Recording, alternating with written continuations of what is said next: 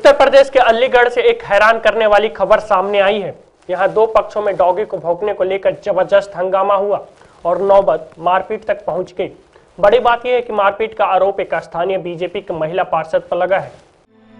BJP के स्थानीय महिला पार्षद अलका गुप्ता पर पिटाई करने का आरोप लगा है। गंभीर रूप से घायल बच्चे को एक प्राइवेट अस्पताल में भर्ती कराया गया। भर्ती होने से पहले अलीगढ़ के गांधी पार्क थाना इलाके में खूब बवाल हुआ।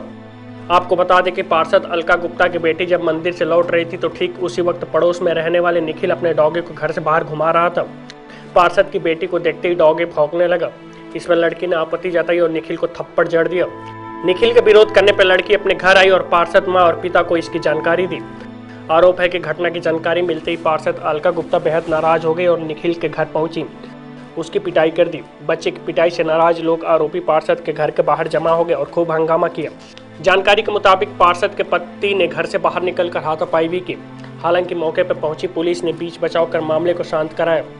पीड़ित पक्ष का आरोप है कि मामूली बात पर पार्षद अलका गुप्ता और उनके पति ने निखिल की पिटाई की।